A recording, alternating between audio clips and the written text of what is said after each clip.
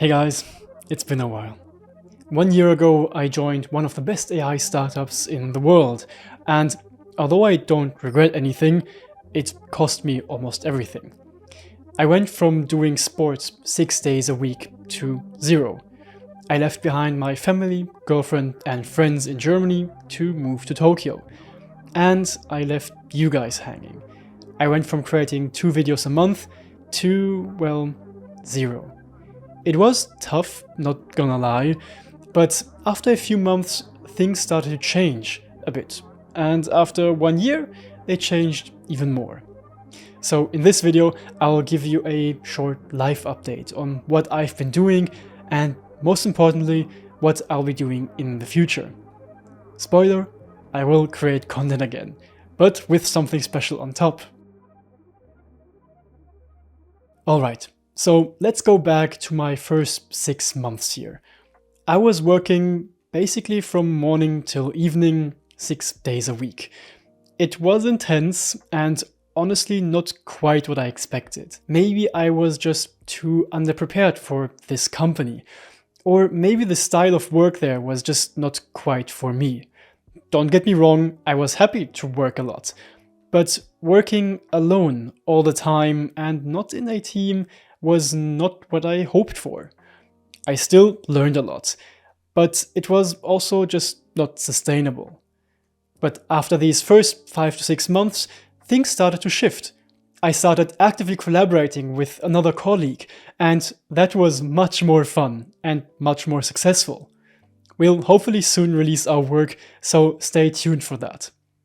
Now look, I love Sakana as a whole. Everyone was very friendly, super smart, and they're just amazing. I will forever root for them. Joining Sakana did not just teach me a lot, both technical knowledge, but also just real-world job experience, but it also opened up a lot of doors for me. And what I honestly appreciate the most was all the connections to cool researchers I made. Nevertheless, after 1 year at Sakana AI, we parted ways, and I am now on to the next adventure. For me, with my specific situation there, it was just not quite what I was looking for. So, now what? Well, I'm off to the next AI startup. The startup is called Radical Numerics and is a very young startup, and I'm excited to see what I get to work on. But talking to the team, they seem very friendly and very knowledgeable. So there, I will hopefully be able to work more in a team and get great mentorship from the amazing, more senior researchers. Also, they were very supportive when I made clear that I want to take YouTube serious again. I really left you guys hanging. I know this sounds very cliché, but I really had to often think about you guys and felt really bad. I really mean it. But I had to focus on this next big leap in my AI journey, and it took it my all. But now, since I have settled in a bit more and am joining this new startup, I want to take YouTube very seriously and don't want to compromise it. At least to the best of my ability. Creating some sort of content for you guys is important to me.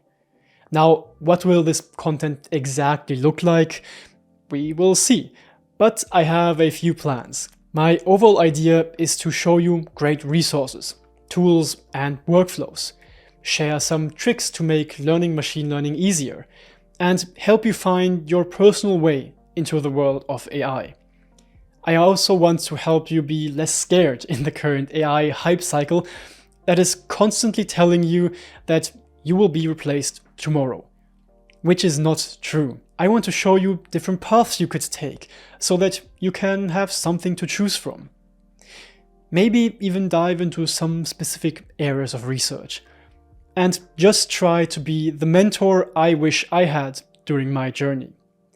Those are just a few of my high-level visions for this channel, but I would absolutely love to hear what you guys are struggling with the most in the comments down below, so that I can see what kind of videos I could make to hopefully help you guys. I am really excited to get back to creating content for you guys, and I have even more plans for you.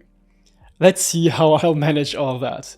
But that said, One thing that I currently think I do not want to do here is to go too much into the details of ML theory or the most recent papers, although that can of course change.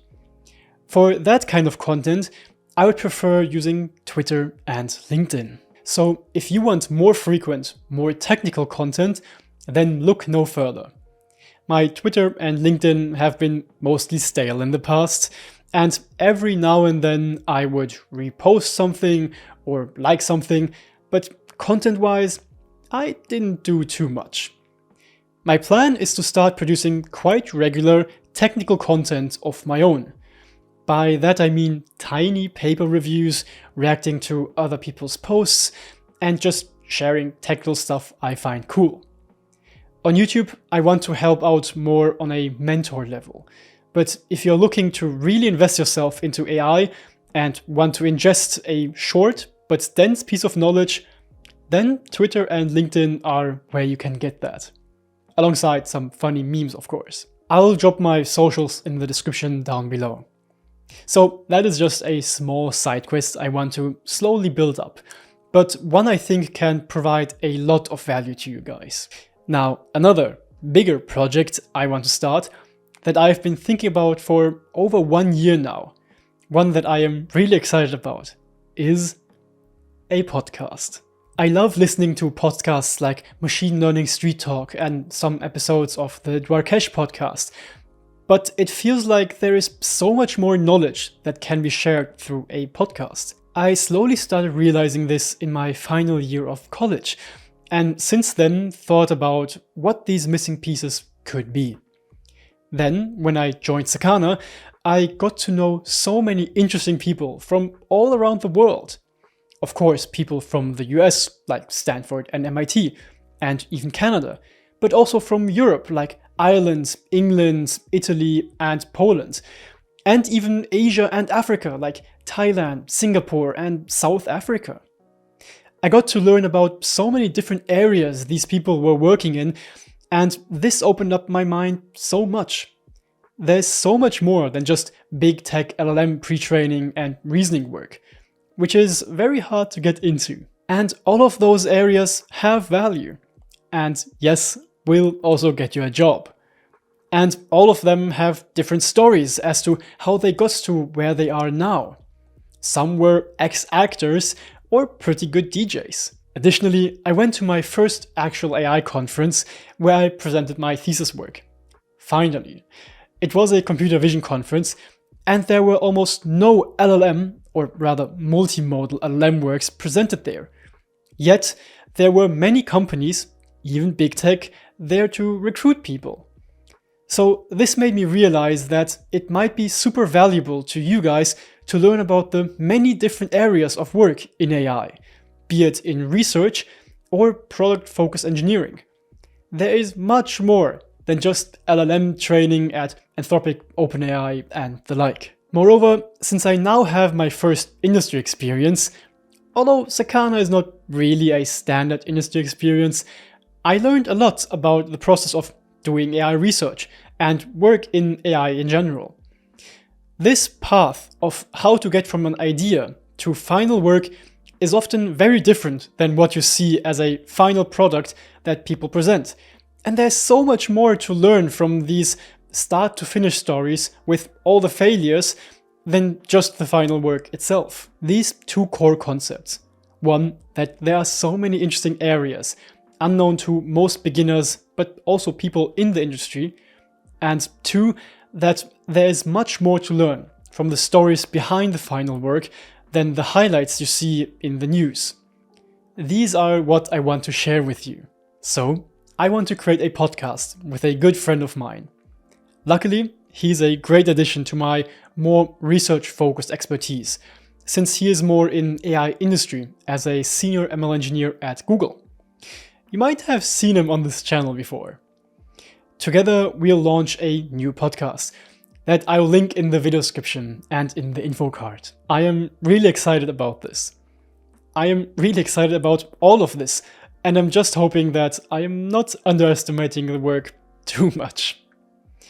But again, I really feel bad for leaving you alone and want to make up for it. I hope you can forgive me and are also excited about the future, just as I am. That said, see you soon. Bye bye!